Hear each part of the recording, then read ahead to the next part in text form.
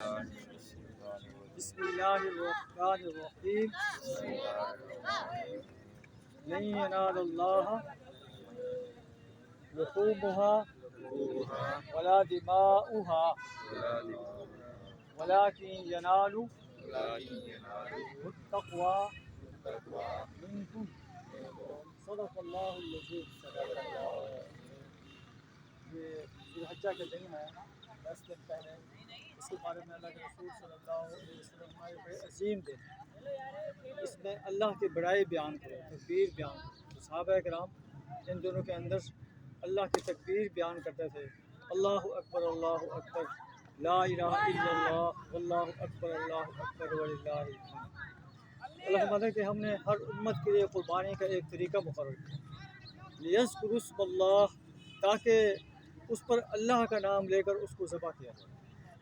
اور جو لوگ یہ کام کرتے ہیں خالصتاً اللہ کے لیے کرتے ہیں، اللہ فرماتا ہے کہ وہ بشر المخبتین، ایسے عظیم انسانوں کو خوشخبری دے دیجیے کہ جنت کے باغوں میں جائے۔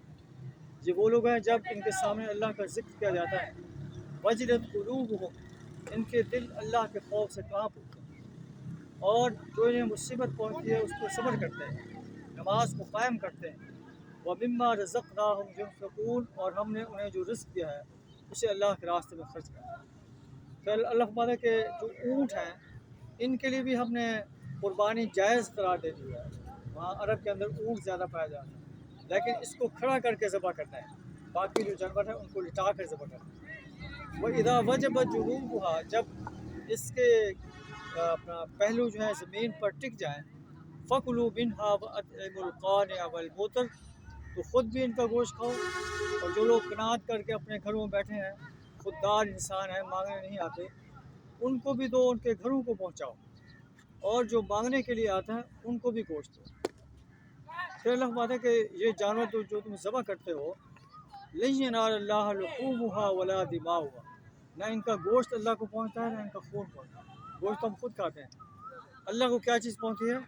وَلَٰكِن يَنَالُهُ التَّقْوَىٰ مِنْكُمْ، اللہ کو تمہارا تقویٰ پہنچتا ہے کہ تم نے کس خلوص سے نیت کے ساتھ اللہ کے حضور قربانی کی، دکھاوے کے لیے کی ہے یا اس لیے کیا ہے کہ دوسرے گھروں کے لوگ جو ہیں گوشت کھائیں گے، ہمارے بچے ایسے بیٹھے رہیں گے، اس کا بھی کوئی فائدہ نہیں، دکھاوے کا کوئی فائدہ نہیں۔